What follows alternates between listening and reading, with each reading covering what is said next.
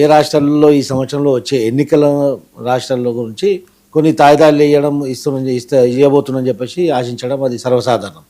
కాకపోతే రక్షణ రంగానికి డిఫెన్స్కి 20% ఎక్కువ బడ్జెట్ అలాట్ చేయడం అనేది చాలా అత్యధిక అవసరం కూడా. ఎందుకంటే ప్రపంచవ్యాప్తంగా ఈరోజు పరిస్థితులు చూస్తే ఎప్పుడు యుద్ధం జరుగుతుందో, ఎప్పుడు ఎవరితో ఏం జరుగుతుందో, 30 వాటిల్తుందో అనేది కూడా తెలియదు. అది మళ్ళీ ఉగ్రవాద దాడులు ఇవన్నీ చూసి రక్షణ రంగానికి ఖచ్చితంగా ఈ యొక్క బడ్జెట్ అనేది స్పెషల్ బడ్జెట్ అలాట్ చేయడం చాలా అనివార్యం, అవసరం కూడా. అదే కాకుండా ముఖ్యంగా ఈరోజు అగ్రికల్చర్ వ్యవసాయ రంగానికి ఎక్కువ నిధులు కేటాయించడం చాలా అత్యంత అవసరం. ఎందుకంటే ఈరోజు వ్యవసాయ రంగంలో రైతులకు గిట్టుబాటు రాకపోవడము, రైతులకు సరైన సహకారం అందుకోవడము, ఇవన్నీ రాకపోవడం వల్ల ప్రత్యామ్నాయ మార్గాలు వ్యవసాయం వదిలిపెట్టి ప్రత్యామ్నాయ మార్గాలు ఎంచుకుంటున్న పరిస్థితి ఈరోజు దేశవ్యాప్తంగా కనపడుతుంది. దీన్ని నిర్మూలించడానికి వ్యవసాయ రంగంలో ఇంకా ముందుకెళ్ళడానికి తోడ్పాటు కావాలంటే ఈ వ్యవసాయ రంగానికి కూడా బడ్జెట్ అలొకేషన్ అనేది చాలా ఇంపార్టెంట్. అదే కాకుండా ఈ యొక్క దేశం అండర్ డెవలప్డ్ కంట్రీ లాగానే ఇంకా నడుస్తుంది దశాబ్దాల కాలం నుంచి. ఈరోజు 70 సంవత్సరాలు అయినా కూడా still we are under developing country. Developed కంట్రీగా ఎప్పుడు మారుతామంటే ఏ ప్రభుత్వాలు కూడా ఇంతకుముందు వచ్చినప్పటి ప్రభుత్వాలు కూడా మౌలిక సదుపాయాల కల్పన అంటే బిల్డింగ్లు కట్టడం కానివ్వండి, ఇంకా వేరే ఆర్భాటాలు సృష్టించడం వల్ల ఈ యొక్క దేశం అభివృద్ధి చెందదు. మౌలిక సదుపాయాల కల్పన అనేది చాలా ఇంపార్టెంట్. ఈరోజు విద్య వైద్యం అనేది చాలా ఇంపార్టెంట్. విద్యకు వైద్యానికి హెల్త్ సెక్టర్లో అత్యధికంగా బడ్జెట్ చేయాల్సిన అవసరం ఉంది. ఎందుకంటే మౌలిక సదుపాయాలు సమకూర్చుకున్న దేశమే ఈరోజు ఫాస్ట్గా డెవలప్ జరుగుతుంది. మీరు చూడండి, ఒక 3 దశాబ్దాల క్రితము చైనా మనకి ఇండియాకి ఏ విధంగా కంపారిజన్ ఉండే. చైనా ఈరోజు అమెరికాకు ధీటుగా తయారైందంటే దానికి కారణాలు ఏంటి? వాళ్ళ మౌలిక సదుపాయాల కల్పన, ఇంకోటి నిబంధనలు, చాలా కొంత కఠినమైన ప్రభుత్వ నిబంధనలు ఉండడం వల్ల అదొకటి, ప్లస్ మౌలిక సదుపాయాల కల్పన. ఇప్పుడు ఏ డెవలప్డ్ కంట్రీ చూడండి, ఇంకా సింగపూర్ చూడండి, ఏ కంట్రీ చూడండి, ఇవి డెవలప్ అయినాయి, ఫాస్ట్గా అభివృద్ధి చెందినాయంటే దానికి మౌలిక సదుపాయాలు వనరులు ఇవన్నీ దాని గురించి ఎక్కువ బడ్జెట్ అలొకేట్ చేయడం వల్ల ఆ దేశాలు అనేది ఇంప్రూవ్ జరిగింది. ఇక్కడ కూడా భారతదేశంలో విద్యా పైన, మళ్ళీ ఈ యొక్క వైద్యం పైన, వైద్యం అనేది ఫ్రీగా కల్పించి ఈ యొక్క మౌలిక ఇది అత్యధికమైన అవసరమైన మౌలిక సదుపాయాలు, దీని మీద దృష్టి సాధించి దీనిపైన అత్యధికంగా బడ్జెట్ అలొకేట్ చేస్తే ఖచ్చితంగా ఈ దేశం అభివృద్ధి బాట నడుస్తుందని చెప్పేసి నా యొక్క పర్సెప్షన్, అందరి పర్సెప్షన్ కూడా. అదే కాకుండా గతంలో ఆంధ్రప్రదేశ్ రాష్ట్రానికి 15,000 కోట్లు బడ్జెట్ ద్వారా ఇస్తుందని చెప్పేసి అది ఆ గ్రాంట్ కాకుండా కేవలం allocation 15,000 crores allocation through the different financial institutions అని చెప్పేసి లాస్ట్ బడ్జెట్లో చెప్పారు. అన్ని కొంతమంది విమర్శించారు, ప్రభుత్వంలో ఉన్న వాళ్ళు మాకు 15,000 కోట్లు వచ్చాయని చెప్పేసి బయట చెప్పుకున్నారు. అయినప్పటికీ కూడా అది అప్పు మాత్రమే, గ్రాంట్ రూపంలో ఇరు తెలుగు రాష్ట్రాలకు వచ్చింది ఏమీ లేదు గత బడ్జెట్లో. ఈ బడ్జెట్లో ఖచ్చితంగా గ్రాంట్ రూపంలో something should be granted to both Telugu states. Should be అంటున్నారు, మీకు ఇంకా నమ్మకం లేదా? అంటే ఇప్పుడు బడ్జెట్ అనౌన్స్ చేసినాకనే మేము చెప్పగలుగుతాం, ఎందుకంటే మేము ఆశించగలుగుతాం తప్ప. నమ్మకం ఉందా మీకు? నమ్మకం అయితే ఉన్నది, నమ్మకం పెట్టుకోవాల్సిందే, కూటమిలో ఉన్నాం కాబట్టి. Hope so, because we need. లేకపోయినా మన 2 తెలుగు రాష్ట్రాలు కాబట్టి మన 2 తెలుగు రాష్ట్రాలకు గ్రాంట్ రూపంలో ఏం అలాట్ చేస్తున్నది చాలా ఇంపార్టెంట్. ఎందుకంటే సంథింగ్ షుడ్ బి గ్రాంటెడ్. ఆ గ్రాంట్ ఉంటేనే అది మనకు వచ్చినట్టు అవుతుంది. అలొకేషన్ అంటే సమకూర్చడం, కేంద్ర ప్రభుత్వం యొక్క పూచీతోటి డిఫరెంట్ ఫైనాన్షియల్ ఇన్స్టిట్యూషన్ ద్వారా మనకు అప్పులు కూడా కావచ్చు. లాస్ట్ టైం కూడా అదే చేశారు. అప్పులు ఉన్నటువంటి అప్పుల కుప్పలు ఇరు తెలుగు రాష్ట్రాలకు గ్యారంటీ సంతకం పెడతామంటారు. గ్యారంటీ సంతకం పెట్టినా తీర్చాల్సింది రాష్ట్ర ప్రజలే కదా తీర్చాలి.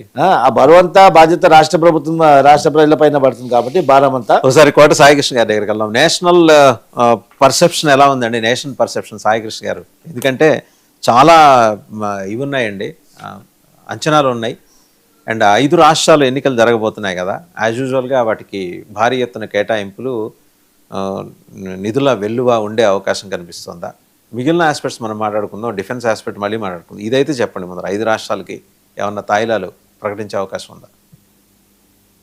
వాసుదేవన్ గారు, మీకు ప్యానెల్లో ఇతర సభ్యులకి, TV99 టీవీ చూస్తున్నటువంటి మన ప్రేక్షకులందరికీ కూడా ముందుగా శుభోదయం. పాయింట్ నెంబర్ 1, 5 రాష్ట్రాలకు ప్రత్యేకమైనటువంటి దృష్టి ఉంటుందా?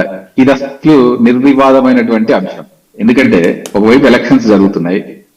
ఈ ఎన్నికల్లో గెలవటము ప్రత్యేకించి వెస్ట్ బెంగాల్ కానివ్వండి, అస్సాం కానివ్వండి, కేరళలో ఉన్నటువంటి ఇప్పుడు సర్జ్ ఒకటి ఏదో వస్తూ ఉంది, కేరళలో కొంత ఉనికి వాళ్ళకి వచ్చేటువంటి అవకాశం ఉన్నప్పుడు వాటి మీద గాని, తమిళనాడులో ఒక రకమైనటువంటి మూడ్ స్వింగ్ కనిపిస్తోంది. మనం గ్రౌండ్ లెవెల్లో అబ్జర్వ్ చేస్తున్నప్పుడు మూడ్ స్వింగ్ కనపడుతుంది. కాకపోతే ఇది ఎన్డీఏ పక్షాన ఉంటుంది అని చెప్పలేం కానీ ఒక మూడ్ స్వింగ్ ఉంది. ఇటువంటి ఒక వాతావరణం నిర్మాణం అయినప్పుడు దేశంలో ఖచ్చితంగా ఆయా రాష్ట్రాల మీద ప్రత్యేకమైన దృష్టి కేంద్రంలో ఉన్న ఏ పార్టీ కూటమి ఏదైనా సరే పెడుతుంది. అయితే ఈ పెట్టే ప్రాసెస్ లో యూనియన్ బడ్జెట్ ప్రతిపాదించేటప్పుడు ప్రత్యక్షంగా ఆయా రాష్ట్రాలకు నిధుల కేటాయింపు ఉంటుందా అనేది ఒక పెద్ద ప్రశ్న. ఎందుకంటే మనం గతంలో చూసాం, ఒక్కొక్క రాష్ట్రానికి వెళ్ళినప్పుడు అది ప్రధానమంత్రి కానివ్వండి, లేకపోతే మంత్రులు కానివ్వండి, లక్షల కోట్ల రూపాయలు ఒక విరాళంగా ప్రకటించినట్టు మీకు 2 లక్షల కోట్లు కావాలా, 5 లక్షల కోట్లు కావాలా, ఎంత కావాలి అని అడిగి మరి అంకెలు చెప్పినటువంటి సందర్భాలను చూసాం. అయితే అవేవి వాస్తవంగా ఈ బడ్జెట్ లో ప్రతిపాదించి బడ్జెట్ లోనే వాటిని ఒక గ్రాంట్ రూపంలో ఇవ్వడం అనేది యూనియన్ బడ్జెట్ ఎక్కడ కూడా ప్రోత్సహించదు. అటువంటి ప్రొవిజన్ లేదు. నెంబర్ 1. నెంబర్ 2, కాకపోతే ఆయా రాష్ట్రాల్లో మౌలిక సదుపాయాల కల్పన కానివ్వండి, ఉద్యోగాల్ని ప్రత్యేకమైనటువంటి ఉపాధి కల్పన కోసం కానివ్వండి, లేకపోతే పన్నులు ఇతర రకాలైనటువంటి ప్రయోజనాలు అందించడంలో కానివ్వండి, కొంత ప్రత్యేక శ్రద్ధ కనిపించవచ్చు. ఇప్పుడు ఉదాహరణకి రైల్వే బడ్జెట్స్ ఉంటాయి, రైల్వే పెట్టేటువంటిది ఉంటుంది, వ్యవసాయానికి సంబంధించినటువంటి కొన్ని ఇన్ఫ్రాస్ట్రక్చర్ ఇన్పుట్స్ ఉంటాయి, లేకపోతే పారిశ్రామికమైనటువంటి ఇన్వెస్ట్మెంట్స్ కానివ్వండి, కొత్త పరిశ్రమలను తీసుకురావడం కానీ ఉంటాయి, ఉన్న పరిశ్రమలను ఎక్స్పాండ్ చేసేటువంటి కొన్ని ప్రొవిజన్స్ ఉంటాయి. ఈ ప్రొవిజన్స్ లో ఆయా రాష్ట్రాలకు ప్రత్యేకమైనటువంటి వెసులుబాటు కల్పించడం కానివ్వండి, లేదా ప్రయోజనాలు చేకూర్చడం ద్వారా ప్రజల పల్స్ ని వాళ్ళ వైపు తిప్పుకోవడానికి కానీ ప్రయత్నాలు అయితే ఖచ్చితంగా జరుగుతాయి. ఇందులో అంటే మనం ప్రాక్టికల్ గా మాట్లాడదాం ఒకసారి. సరే, టెక్నికాలిటీస్ మీరు మాట్లాడారు.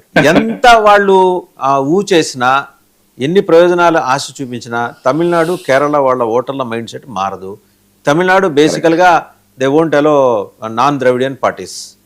మీరేదో అక్కడి నుంచి ఒక మంత్రినో ఒక రాష్ట్ర మెంబర్నో బీజేపీ పంపిస్తే పంపించడచ్చు కాక మా అయితే 4 సీట్లు ఏమైనా వస్తాయేమో.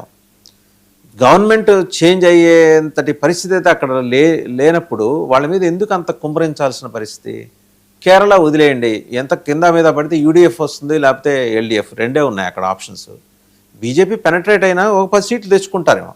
ఓకే, వాళ్ళనైతే వాళ్ళ మైండ్ సెట్ కానీ వాళ్ళ సెటప్ కానీ ఆ రాష్ట్రాలు ప్రత్యేకించి ద్రవిడ దేశం తమిళనాడు కావచ్చు, కేరళ కావచ్చు చూస్తే మీరు ఎన్ని తాయిలాలు ఇచ్చినా కావు కదా. అయినా కూడా will the government go for it అండి.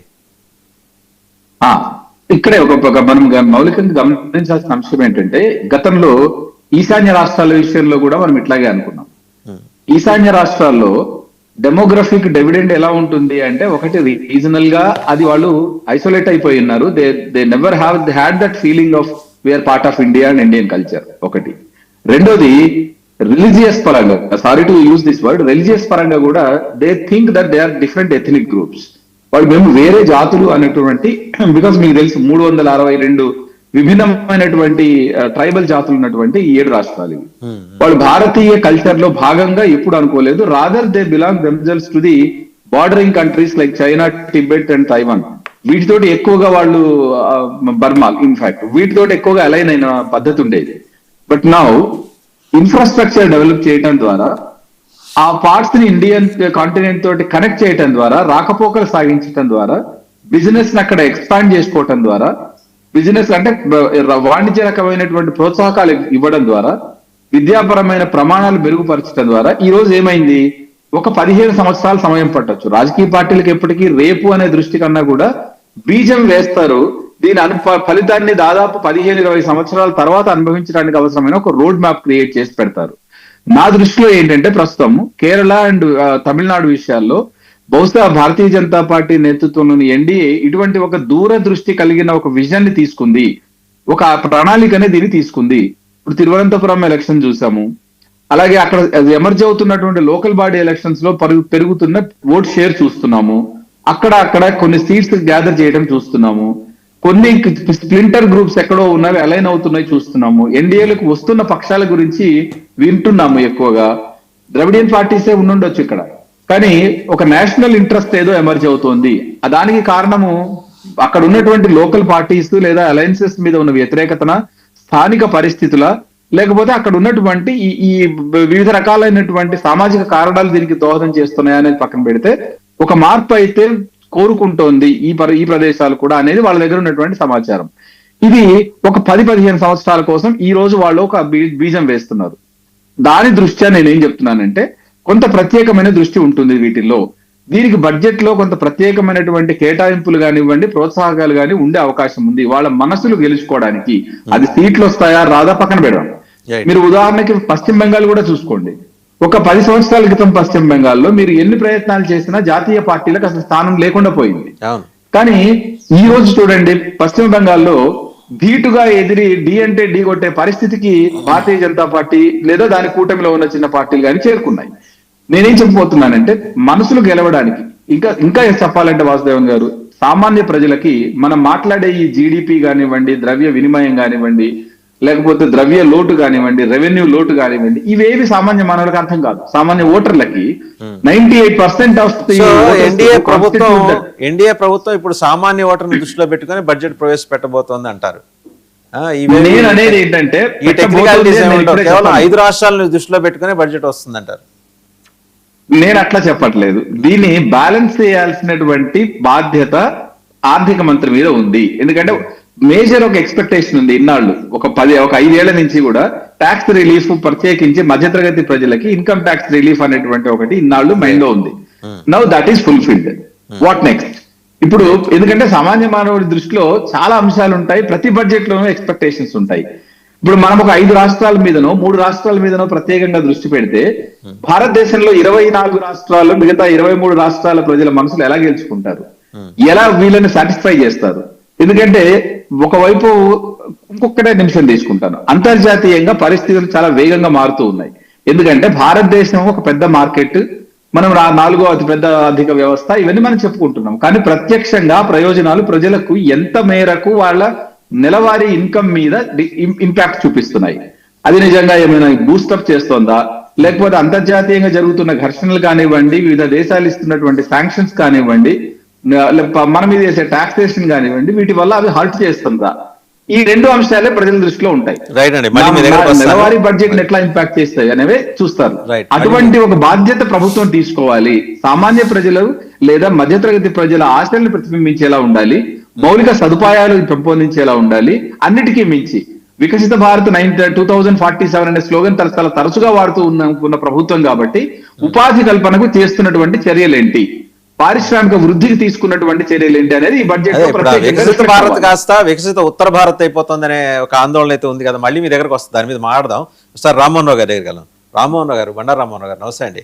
సో చాలా క్రిటికల్గా దీని మీద అనాలిసిస్ అయితే వస్తుందండి. గడిచిన 4-5 రోజులుగా బడ్జెట్ ఎలా ఉండబోతుంది. సరే, తెలుగు రాష్ట్రాల పట్ల చాలామంది అనుకుంటుంటారు, ఆర్థిక మంత్రి నిర్మలా సీతారామన్ గారికి ప్రత్యేకమైన ఆపేక్ష, అభిమానం ఉన్నాయి. దానివల్ల మనం ఆంధ్ర బ్యాంక్ అనే పేరు కూడా పోగొట్టుకున్నాం, మీకు తెలిసిందే. సో ఇంకా అలాంటి పోగొట్టుకోవటాలు ఏమన్నా తెలుగు రాష్ట్రాలకి అలాంటి ఫెసిలిటీ, సౌకర్యం ఏమన్నా కల్పించబోతున్నారు ఆవిడ?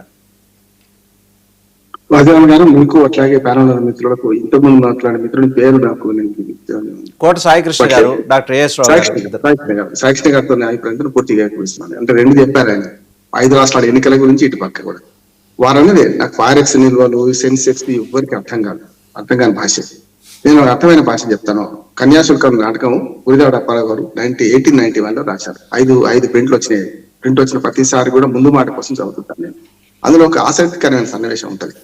విజయనగరం రైల్వే స్టేషన్ లో గిరీశం అనే పాత్ర రైలు దిగి గుర్ర తగ్గి మాట్లాడుకొని పోతూ ప్రపంచంలో అప్పటికే 85లో కాంగ్రెస్ పార్టీ పుట్టింది, 1885లో 91లో ఆల్మోస్ట్ ఆల్ దేశత్వం రాసింది. కాంగ్రెస్ పార్టీ అధికారంలో, కాంగ్రెస్ పార్టీ వస్తే ఏం చేస్తున్నది, స్వాతంత్రం వస్తే ఏమవుతుంది, బ్రహ్మాండంగా ఉపన్యాసం ఇస్తారు. ఇచ్చిన తర్వాత ఆ జట్కా పడిన ఆయన చెమట దూసుకుంటూ కింది దిగి, అయ్యా స్వాతంత్రం వస్తే మన ఊర్లే మా 3 హెడ్ కానిస్టేబుల్ ట్రాన్స్ఫర్ అవుతారు అని అడుగుతారు. బుద్ధి లేదా నీకు, సగతంలో వస్తుంది అది, నీకు హెడ్ కానిస్టేబుల్ స్వాతంత్రానికి ఏం సంబంధం అంటాడు గిరీష. నిజంగా ఉంది ఇవాళ బడ్జెట్ కు మన సామాన్య ప్రజలకు. ఆయన ఏంటంటే ఆ జట్కా పండి వాడి దగ్గర, ఆయన దగ్గర ఆ రైల్వే స్టేషన్ లో జట్కా బండి ప్రతిరోజు పెట్టుకున్నందుకు అనా అంటే 6 పైసలు లంచం తీసుకుంటున్నాడు. ఆ లంచం తప్పాలంటే ఈయన పోవాలి. ఈయన పోవడు ముఖ్యమా, స్వాతంత్రం వస్తే ఇది పోతారా అని అంటాడు. ఇది అంతే. అంటే సామాన్యుడికి ఉపశమనం జరుగుతుందా? ఇవాళ వాళ్ళన్ని చూడలేదు. నాకు నిత్యావసర వస్తువులు ధర తక్కువ, నా పిల్లవాడికి ఉద్యోగం దొరుకుతుందా, నాకు మంచి వైద్యం దొరుకుతుందా, నాకు మంచి విద్య దొరుకుతుందా? ఇదే కదా రోజువారీ సమస్యలన్నీ కూడా. ఇవి విడిచిపెట్టి నేల మీద సాము విడిచిపెట్టి కర్ర సాము కత్తి సాము పైన చేస్తే రాజకీయ పోరాటం ఉంటుంది. మీరు చూడండి, ఏ బడ్జెట్ అయినా చూడండి, అధికారంలో ఉన్న పక్షం ఏం చేస్తుంది, ఇది అంకెల గ్యారెంటీ మన అద్భుతమైన మధ్యాహ్నం రెండింటికి మనం వినే మాటలవే. మధ్యాహ్నం రెండింటికి మనం వినే మాటలవే. ప్రతిపక్ష పార్టీ అంకెల గ్యారెంటీ అంటారు. అధికారంలో ఉన్నప్పుడు మాట, అధికారం లేనప్పుడు మాట పట్టారు. 2 జాతీయ పార్టీలు కేంద్రంలో ఉన్నాయి, 2 జాతీయ పార్టీలు ఇప్పటిదాకా అధికారంలో. వాళ్ళు 60 వాళ్ళు 20 అనుకోండి.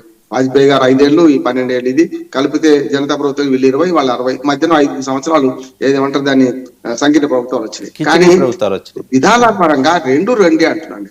చూడండి, అధికారంలో ఉన్నప్పుడు కొన్నింటి వ్యతిరేకిస్తారు, కొన్నింటి మనం సమర్థిస్తారు, వాళ్ళే చేస్తుంటారు. జిఎస్టీ చేస్తా ఉన్నది కాంగ్రెస్ పార్టీ, వద్దన్నది కవినయ అన్నది మోడీ, తెచ్చింది మళ్ళీ వీళ్ళే కదా. జిఎస్టీ వల్ల ఆర్థిక సంస్కరణ జరిగింది అంటున్నాడు. మల్టిపుల్ ట్యాక్సెస్ నుంచి మంచి చెడ్డో ఇవాళ కేంద్రానికి రాష్ట్రానికి సమానంగా భాగించబడి అన్ని ట్యాక్స్లు వస్తున్నాయి, మంచిది. కానీ ఆనాడు తెస్తాను మీరు వద్దన్నారు కదా. ఆధార్ కార్డు తెస్తా అనేది ఏమో కాంగ్రెస్ పార్టీ, వద్దనేది బీజేపీ. ఇప్పుడు ఆధార్ కార్డు కావాలి, ఖచ్చితంగా కావాలి అని ఎందుకు ఎవరంటున్నారు, వీళ్ళే అంటున్నారు కదా. 3 రైతు చట్టాలు తెస్తా అనేది కాంగ్రెస్ పార్టీ. మేనిఫెస్టోలు పెట్టింది 2019లో. ఇప్పుడు సాయి గారికి బాగా తెలుసు. మేనిఫెస్టోలు పెట్టింది కూడా, పెట్టిన తర్వాత ఇప్పుడు వాళ్ళు తెస్తే వద్దంటుంది. నేనేమంటున్నాను అంటే ఇవన్నీ ద్వంద్వ ప్రమాణాలు అంటున్నాను. ఈ ద్వంద్వ ప్రమాణాలు ఏమైంది అంటే వీళ్ళు మంచి అనేది చెడ్డ అయితే, చెడ్డ అయితే మంచిది. అంటే వాళ్ళు అధికారంలో ఉన్నప్పుడు మాట, అధికారం లేనప్పుడు ఒక మాట అంటున్నాను. ఒక చిన్నప్పుడు నేను చందమామ కథలు చదువుకున్నాను. కోడిగుడ్డు అంత బంగారం అని ఒక కథ ఉండేది. ఒక ఆయన ప్రతి రాజుకు మాలిష్ చేస్తున్నందుకు వచ్చేవాడట ఒక మంగళి. ఎట్లా ఉంది రాజ్యం అంటే, బ్రహ్మాండంగా ఉంది రాజా, అందరి దగ్గర కోడిగుడ్డు అంత బంగారం ఉంది అని చెప్పేవాడట. 6 నిమిషాలు చెప్తాను నేను. అంటే మంచిగా ఉంది అనుకుంటే రాజు కొద్ది రోజులు ఆ బంగారం రావడం మానేసాడు మాలిష్ చేయడానికి. ఎందుకు వచ్చాడు వీడు చెప్పండి అని చెప్పి పట్టణం పంపించిందట. వాడు పడుకొని ఉన్నాడు, పట్టుకొచ్చాడు ఫిజికల్ గా. ఎందుకు రావడం లేదు, ఏమైంది అంటే, ఏముంది రాజా, మొత్తం దేశం అంతా నాశనం అయిపోయింది, దొంగల పాలైపోయింది, ఎవరి దగ్గర కోడిగుడ్డ అంత బంగారం లేదు, అందరు దొంగలు పట్టుకున్నారట. ఆయన ఇంట్లో దొంగలు పడి ఆ కోడిగుడ్డ అంత బంగారం ఎత్తుకుపోయింది ఇప్పుడు. దాంతో మొత్తం దేశం అంతా నాశనం అయిపోయినట్టు. అంటే మనం బాగుంటే బాగున్నట్టు, మనం బాగాలేకపోతే మొత్తం బాగాలేనట్టే విజన్ ఉంటుంది. ఇవాళ ఆర్థిక సర్వే నేను ఏం చెప్పింది ఒకసారి సీరియస్ గా మనం మాట్లాడుకుందాం. ఆర్థిక సర్వే స్పష్టంగా సంపద పోగవుతుంది, ఉన్న వాడి దగ్గరికి సంపద చేరుతుంది, లేని వాడి దగ్గరికి సంపద వస్తలేదు. 50% పేదల దగ్గర 5% సంపద ఉంటే, ఇవాళ 1% పెద్దల దగ్గర దాదాపు 50% సంపద కేంద్రీకృతం అవుతుంది. 35%, 40% ఇంకా మధ్యతరగతి జీవులు ఎట్లా ఉంటుంది, నా ఘర్క నా ఘాట్కా, పైకి కాదు కిందికి కాదు, విషయం స్వర్గంలో ఉంటాం. వీళ్ళు ఏమంటే కొంచెం బాగున్నట్టు అనిపిస్తుంది, కొంచెం ఇష్టం కొంచెం కష్టంగా ఉంటాయి. కానీ పేదల సంపద పెరగకుండా, ఇవాళ రెక్కల కష్టం మీద ఆధారపడే పేదల సంపద పెరగకుండా, పెద్దల సంపద పెరిగితే సంపద వ్యతిరేకం కాదు, సంపద కేంద్రీకృతానికి వ్యతిరేకం. సంపద కేంద్రీకృతం అయితే పెద్ద అరిష్టాలు అవుతాయి. అద్దాల మేడలో మనం కూర్చొని బాగుంది అనుకుంటే లాభం లేదు, రాయి పడుతుంది. అంకుర్ సినిమాలో ఎకనామిక్ సర్వే అండి, సంపద కేంద్రీకృతం అవుతోంది అని అన్న సర్వే వికేంద్రీకరణ కోసం ఎకనామిక్ సర్వే ఏం చెప్పింది? ఇప్పుడు నిర్మలమ్మ గారు ఏం చెప్పబోతున్నారు? సంపద పంపిణీ చేయాలి. మేము కూడా సంపద పంపిణీ చేయాలంటే ఉపాధి హామీ పథకం తీసుకోండి. ఇవాళ మంచి దాని మీద అందరికి దురభిప్రాయం ఉంది. ఉపాధి హామీ అంటే అటు ఇటు మట్టి కుప్పలు పోయడం కాదు, మోడీ గారు దాన్ని కూడా ఎద్దవ చేసింది. కానీ ఏమంటున్నారంటే, ఇవాళ ఉపాధి హామీ పథకం వచ్చిన తర్వాత గ్రామీణ ఆర్థిక రంగంలో కొంత మార్పు వచ్చింది. ఇప్పుడు మళ్ళీ పోయింది, వెనక్కి పోయింది. తెలంగాణలో 25 రోజులు పని కూడా లభించలేదట. మన ఆంధ్రప్రదేశ్ లో 32 రోజులు, 35 రోజులు, 105 రోజులు చేసిన అంటున్నారు కదా. ఉపాధి హామీ లాంటివి ఏదైనా సరే ప్రజలకు డైరెక్ట్ గా 125 రోజులు అండి. కొత్తగా చెప్పింది 125 రోజులు. కొత్తగా 60-40 చేశారు. అది నేను పేరు గురించి మాట్లాడలేదు. పేరులో ఏముంది కానీ పేరు గురించి మాట్లాడలేదండి. నేను కొత్తగా చెప్పిన సంఖ్య ఇంతకుముందు 100 రోజులు అయితే ఇప్పుడు 125 రోజులు పెంచారు. అది చెప్తాను. ఏమైతే అంటే దానికి నిధులు పెంచకుండా నేను 1 కిలో పిండిచి మా పని మనిషి 20 రూపాయలు చేయమని అనుకోండి, కాదు కదా. నేనేమంటున్నాను, బడ్జెట్ కూడా దానికి అద్భుతంగా పెరగాలి కదా. మీరు అనంతపురంలో మొట్టమొదటిసారి మనకు ప్రయోగాత్మకంగా ఉపాధి హామీ పథకం మన్మోహన్ సింగ్ గారు ప్రధానమంత్రి ఉన్నాం, మా అనంతపురంలో మొదలైంది. తర్వాత మహబూబ్నగర్లో 2వ సారి మొదలైంది. అట్లా చూసుకుంటే ఆనాడు ఉన్న నిధులకు ఇప్పుడు చూడండి, మనం ఆంధ్రప్రదేశ్ ఉమ్మడి ఆంధ్రప్రదేశ్ లో ఎంత వాడుకున్నాం, ఇప్పుడు విభజిత ఆంధ్రప్రదేశ్ లో ఎంత వాడుకుంటున్నాం చూడండి మీరు.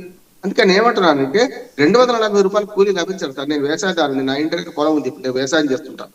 నేను అడ్వకేట్ అయినా సరే వేరు, అది వేరు. కానీ ఏమంటున్నానంటే, నాకు వ్యవసాయ ఆదాయం ఏమొస్తలేదు, కానీ నేనేం చేస్తున్నాను, ఇతర సంపాదన వల్ల నేను బతుకుతున్నాను, అంతే కదా. ఇవాళ వ్యవసాయంలో లాభసాటి వ్యవసాయం లేదు. మీరు ఎన్ని చెప్పినా కూడా శాస్త్రీయమైన ధరలు లేవు. దానివల్ల నేటి రైతు రేపు కూలి అయిపోతున్నాడు కదా.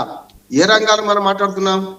సంఘటిత రంగంలో ఉన్న వాళ్ళు మాట్లాడుతున్నారు. ఉద్యోగులకు సమస్య లేదు, ఇవాళ కాకపోతే రేపు డిఏ వస్తుంది, ఎల్లుండి డిఏ వస్తుంది, ఎటు రూపాయి కూడా పోదు. కానీ అసంఘటిత రంగ కార్మికులు కానీ, వ్యవసాయ రంగ కార్మికులు కానీ, వ్యవసాయ రంగంలో ఉన్న రైతులు కానీ వీళ్ళ సంగతి ఏంది అంటున్నాను. ఇవాళ ఈ బడ్జెట్లు దానికి వాళ్ళకి సహకరిస్తున్నాయా? ఈ బడ్జెట్లు వాళ్ళకి పోటీ చేస్తున్నాయా? ఏం లేదు. మన అదాని ఆస్తులు 10 లక్షల కోట్లు వాళ్ళ వ్యతిరేకం కాదు. ఇంకొక ఆయన 9 లక్షల కోట్లు కేంద్రీకృతమవుతుంది. సంపద పునః పంపిణీ జరగకుండా ఏదో రూపంగా అది సబ్సిడీలు అంటావా అంతే అని అనిశ్చిత విచితాలు అన్ని అంటే తమిళనాడులో ఇంతకుముందు ఎన్నికల గురించి వచ్చింది కదా, తమిళనాడులో ప్రతి ఇంటికి బైక్ ఇస్తా అంటూ దుర్మార్గం అంటున్నాడు. కానీ సంక్షేమ పథకాలలో ఏవైతే సామాజిక భద్రత అంశాలు ఉన్నాయో ఇవన్నీ కూడా అవసరం కాదా? అవసరమా కాదా? సార్ ఒకటి ఇంకా పెంచాల్సిన అవసరం ఉన్నది. రామ్మోహన్ రావు గారు, చాలా కీలకమైన అంశం ఏంటంటే రామ్మోహన్ రావు గారు, మన డిఫెన్స్ బడ్జెట్ దాని ఎలొకేషన్స్ 8% నుంచి 20% దాకా వెళ్ళొచ్చని ఒక నిర్దిష్టమైన అంచనా త్రూ ఇన్ఫార్మ్డ్ సోర్సెస్, లేదా 16 to 18% ఉండొచ్చని కొంతమంది మాజీ డిఫెన్స్ అధికారులు అంటున్నారు. మనకి ఒక థియరీ ఉంది, డిక్లైన్ ఆఫ్ ఎంపైర్ అని. మనం అది ఎలా బదలవుతాయి, స్పెయిన్, బ్రిటన్ అండ్ యుఎస్ఎస్ఆర్ రక్షణ రంగం మీద విపరీతంగా బడ్జెట్లు పెంచుకుంటూ పోయి మౌలిక రంగాలైన విద్య, వైద్యం, ఆరోగ్యం, ఇన్ఫ్రా ఫెసిలిటీస్, కనీస సౌకర్యాల కల్పన విషయంలో అవి ఫెయిల్ అయిన ఈ 3 దేశాలు, ఈ 3 మహాసామ్రాజ్యాలు ఎలా విచ్ఛిన్నమయ్యాయనేది 7 ఫేజుల్లో విచ్ఛిన్నం అవుతాయి. ఇప్పుడు America at the verge of collapse స్పష్టంగా కనిపిస్తుంది, కానీ అది ఇమీడియట్గా జరగకపోవచ్చు, ఎందుకంటే డాలర్ డామినెన్స్ ఉంది కాబట్టి ప్రపంచం మీద. వీళ్ళకి అది లేదు ఇంతకుముందు కాబట్టి అవి కూలిపోయినాయి. ఇప్పుడు $1 trillion ఖర్చు పెడుతున్నారండి రక్షణ రంగం మీద అమెరికా. పెంటగాన్ పెట్టేది 2000తో పోలిస్తే అది 50% ఎక్కువ. రేపొద్దున ఇంకా పెంచుకో. వాడేంటి ప్రధానంగా వాడు చేసుకునే వ్యాపారం ఏంటి? ఆయుధాలు తయారు చేసి అమ్మటం. అదొక్కటే ఆయుధాల వ్యాపారం చేస్తుంది అమెరికా, అంతకుమించి ఇంకేం చేయదు. మిగిలినవన్నీ సర్వీసెస్ మీద. ఇప్పుడు మనం కూడా తెలియకుండా అదే ట్రాప్లో పడిపోయి రక్షణ వ్యయం పెంచుకుంటూ వెళ్తున్నాం. అది మన మంచికా లేకపోతే రాబోయే రోజుల్లో ఇబ్బందికి సూచిక? పోలిక కరెక్టే కానీ అంత ప్రమాదం లేదని నేను. ఎందుకంటే మీరు అనేది ఆయుధ బేహారం వాళ్ళు వాళ్ళ దగ్గర చూస్తున్నాం 2500 చోట్ల 10 లక్షల మంది ట్రంప్ వ్యతిరేకంగా ఇవాళ పోరాటం చేస్తున్నారు, చూస్తున్నాం కదా. ఆయన ఎంత చేసినా కూడా ఇంత బయట విమర్శలేదు కూడా. ఇంట ఈగల మోత కూడా ఉంది, బయట కూడా ఈగల మోత ఉంది, పెద్ద సమస్య కాదు. కానీ దానికి రష్యా సోవియట్ రష్యా గురించి చెప్పండి, అక్కడ ఏం జరుగుతుంది తెలిసేది కదా. సోవియట్ రష్యా ఎట్లా పత్రం ఆయన చూస్తున్నాం. ఇప్పుడున్న ఈ భిన్న ప్రపంచంలో, వైవిధ్యమైన ప్రపంచంలో, భిన్న ధ్రువ ప్రపంచంలో మనకు అవసరం అంటున్నా. అంత పెద్ద అవసరమా కాదా అంటే నిన్ననే కదా మొన్ననే కదా మనం 55,000 కోట్ల రూపాయలతో మనం అమెరికాతో ఒప్పందం కుదుర్చుకున్నాం కదా మొన్నే. అంటే టెక్నాలజీ అవసరము. మనం చూసి ఎదుటివాడు భయపడాలంటే ఖచ్చితంగా మనం బలంగా ఉన్నామని నమ్మాలి. కనీసం బలంగా ఉన్నామని కనిపించాలంటున్నాం. కనిపించడం కోసం పెట్టాల్సి వస్తుంది. ఇది అదనపు ఖర్చు అని నేను అనుకుంటలేను. కానీ మీరు అన్న ప్రమాదం పొంచి ఉండదు, మీరు అన్నది చాలా కరెక్ట్. ఆ ప్రమాదం రాకముందే కంటికలు మోగుతున్నాయి. దీన్ని ఎట్లా కంట్రోల్ చేసుకోవాలో చూస్తాం. ప్రతిసారి పక్కన పల్లెలాగా మనకు పాకిస్తాన్ ఏం చేస్తుంది చూస్తున్నాం కదా. జియో పాలిటిక్స్ లో చైనా ఏం చేస్తుంది చూస్తున్నాం కదా. మన చుట్టుపక్కల దేశాలన్నింటినీ కూడా చైనాకు అమెరికా ఒకటే తెలుసు. అమెరికానేమో సామ్రాజ్యవాదంతో భూభాగాన్ని కబలిచ్చే ప్రయత్నం చేస్తుంది. వీళ్ళు అట్లా కదా ఆర్థిక రంగాన్ని కబలిస్తూ ఇవాళ పోర్టులను, వ్యాపార కేంద్రాలను అన్ని స్వాధీనం చేసుకుంటున్నారు కదా. శ్రీలంక ఎందుకైంది ఆ పరిస్థితి? చైనాతో స్నేహం చేసినప్పుడు ఏంటంటే అలాంటి ప్రమాదంలోకి మనం ఇమీడియట్ గా వెళ్ళిపోతున్నామని కాదు, ఆ ప్రమాదాన్ని మనం గుర్తించామా లేదా అనేది గుర్తించాలి కాదంటే. కానీ తప్పలేదు కొన్ని. ఏంటంటే ఇవాళ మన పాకిస్తాన్ మొన్న 4 గంటలలో దాడులు చేసి వచ్చి రాగలిగినమంటే ఆయుధాలు ఉంటేనే కదా, లేదు కదా. విక్రాంతి నౌకను మనం అరవై మహాసముద్రంలో నిలవరిస్తేనే కదా మన చైనా వాడు అందులోకి వచ్చిన లాభం లేదని అనుకుంటూ ఇరాన్ మన పోర్టును మనం స్వాధీనం చేసుకునే ప్రయత్నం లేకుండా ఉంటుందని అనుకుంటున్నాడు కదా. అందుకని జియో పాలిటిక్స్ లో జాగ్రత్తగా అడుగులు వేయాలి. ఈ విషయంలో మాత్రం మొదటి ప్రధాని నెహ్రూ నుంచి ఇప్పటిదాకా మోడీ గారు వరకు అందరూ కూడా విదేశాంగ విధానంలో, రక్షణ విధానంలో ఒక పద్ధతి పాటిస్తున్నారు. నేనన్నమాట కాదు. ఇవాళ విదేశాంగ విధానం గురించి ఇమ్రాన్ ఖాన్, పాకిస్తాన్ మాజీ ప్రధానమంత్రి స్పష్టంగా చెప్పిండు, మన భారతదేశ విదేశాంగ విధానమే శ్రీరామ రక్ష, సమస్య లేదంటున్నారు. అది కూడా మీరు అన్న ప్రమాదం రాకముందు మనం మేల్కోవాలి. ఎందుకంటే ఇప్పుడు 3 చేపల కథ ఉంది కదా. 3 చేపల్లో మనం తెలివైన చేపలాగా ఉండాలి, అంతకంటే ఏం లేదు. రైట్. మళ్ళీ మీ దగ్గరికి వస్తున్నాను ఒకసారి డాక్టర్ ఏఎస్ గారి దగ్గర. ఏఎస్ గారు, దేశీయ తయారీ సామర్థ్యాలు పెరగడంతో పాటు ప్రపంచ ఎగుమతి లక్ష్యాలు బడ్జెట్ ప్రాధాన్యాలను సూచిస్తున్నాయి. మనం FTA చేసుకున్నాం, free trade agreement with European union. మీకు తెలిసే ఉంటుంది, ఇప్పుడు ఆ ప్రెసిడెంట్ ఉర్సులా మేడం, ఆవిడ ఒకప్పుడు భయంకరమైన భారత వ్యతిరేకి. బహుశా ఆవిడ కూర్చున్న చైర్ వల్ల ఆ రకంగా మాట్లాడారేమో తెలియదు.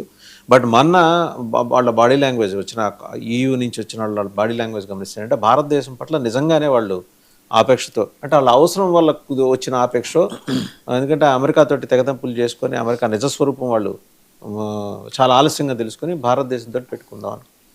ఇప్పుడు ఈ FTA వల్ల ఒక 140 కోట్ల ప్రజలున్న మార్కెట్లోకి యూరోప్ వస్తుంది. వచ్చిన తర్వాత మనం ఇప్పుడు ఈ స్పెండింగ్ కెపాసిటీ ఏమన్నా పెరిగే అవకాశం ఉందా? పర్చేసింగ్ అండ్ స్పెండింగ్ రెండు కూడా. ఖచ్చితంగా వాసుదేవన్ గారు, ఇప్పుడు ఉన్న విదేశంలో గత 10 సంవత్సరాల క్రితము భారత్ యొక్క ఇండియా యొక్క స్టేటస్ ఇంటర్నేషనల్గా వేరేగా ఉండే. కానీ ఇప్పుడు మోదీ గారు వచ్చినటువంటి ఈ యొక్క ఎన్డీఏ ప్రభుత్వం వచ్చిన తర్వాత ఈ యొక్క విదేశీ ఫారెన్ పాలసీస్ అన్నీ కూడా చేంజ్ చేశారు.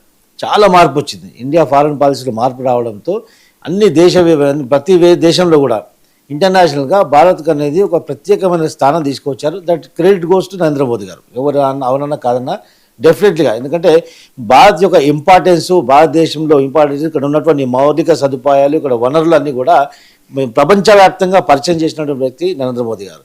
దీనిలో అతిశక్తి కాదు.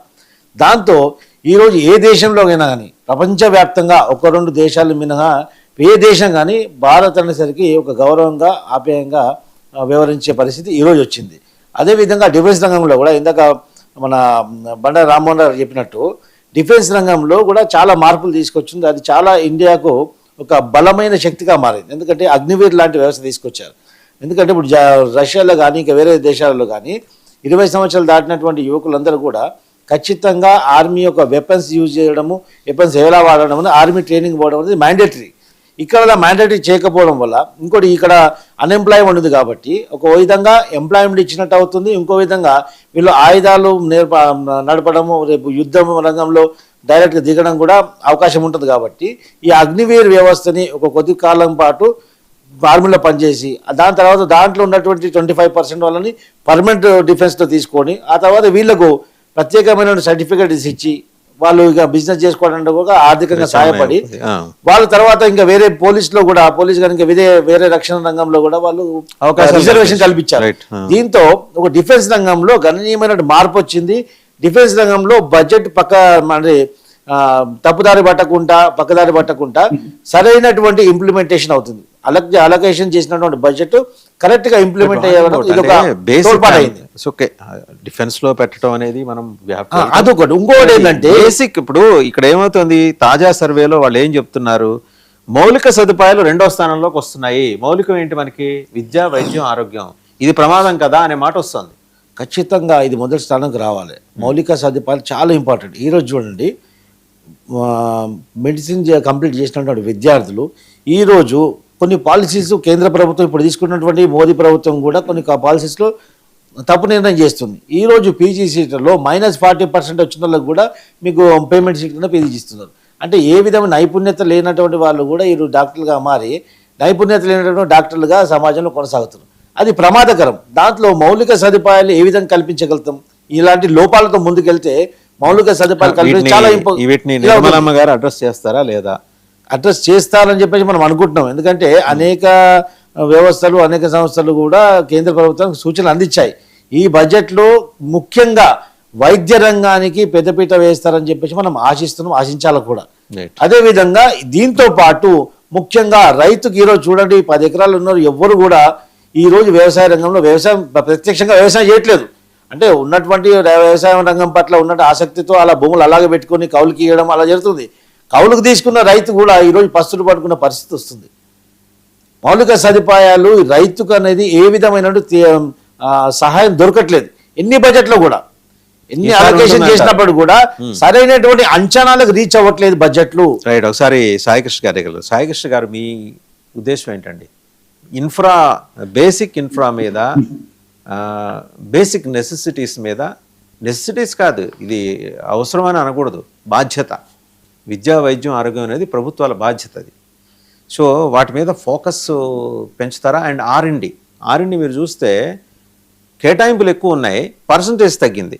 ఒకసారి ఎకనామిక్ సర్వే మీరు చదివే ఉంటారు ఆల్రెడీ. వాస్తవంగా గవర్నమెంట్ ఆఫ్ ఇండియా ఫోకస్ అంటే ఎన్డీఏ ప్రభుత్వం ఫోకస్ ఏంటి? ఆర్ఎండి మీద ఎక్కువ పెట్టాలని. And as part of that మనం out of 5 institutions across the country మనకి తిరుపతిలో ఒకటి వచ్చింది రీసెర్చ్ అండ్ డెవలప్మెంట్ మీదే. Already it has started functioning, we have to welcome. But కేటాయింపులు ఆశించిన స్థాయిలో ఎందుకు ఉండట్లేదు? రైట్. ముందుగా 2 పాయింట్స్ ని ఇక్కడ మనం హైలైట్ చేద్దాం. ఒకటి ఏంటంటే ప్రభుత్వాల బాధ్యత ఏంటి, మౌలిక వసతుల కల్పన, మౌలిక వసతుల ఈ సదుపాయాల కల్పన, వాటితో పాటు సమ్మిళితమైనటువంటి ప్రజాభివృద్ధి, అభివృద్ధి ఉండాలి, సంక్షేమము ఉండాలి. ఎందుకంటే సంక్షేమము, welfare constitutes the daily livelihood of the people. మనలాంటి భారత్ లాంటి అభివృద్ధి చెందుతున్న దేశాల్లో still we are under in that phase ఉంది. ఇప్పుడు ఏమవుతుంది అంటే బేసిక్ నెసెసిటీని ఇవ్వాల్సిన బాధ్యత ప్రభుత్వం మీద ఉంటుంది. ఎందుకంటే వాళ్ళని కాపాడుకోవాలి. వాళ్ళ ఈ రోజు కాపాడగలిగితేనే రేపు వాళ్ళు శక్తివంతమైన మానవ వనరులుగా మారేటువంటి అవకాశం ఉంది.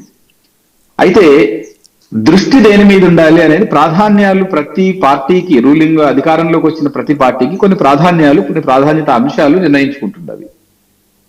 ఎన్డీఏ ప్రభుత్వం ఎప్పుడు అధికారంలోకి వచ్చినా మీరు జాగ్రత్తగా గమనిస్తే రైల్వేలు, road infrastructure, national highway infrastructure, వీటి మీద కొంచెం ఎక్కువ దృష్టి పెడుతుంది. అట్లాగే connectivity among the different corners of the country, ఇదే ఆర్ వెల్ కనెక్టెడ్. మీరు అటల్ బిహారీ వాజ్పేయి గారి దగ్గర నుంచి తీసుకున్నా కూడా గోల్డెన్ క్వాడ్రిలాటరల్ లాంటివి కానివ్వండి, స్వర్ణ చతుర్భుజి నిజంగా అది అబౌవ్ ద పార్టీ లైన్స్ అందరూ అభినందించే విషయం. అండ్ వాజ్పేయి గారి ఆలోచన, నితిన్ గడ్కరీ ఎగ్జిక్యూషన్, కరెక్ట్.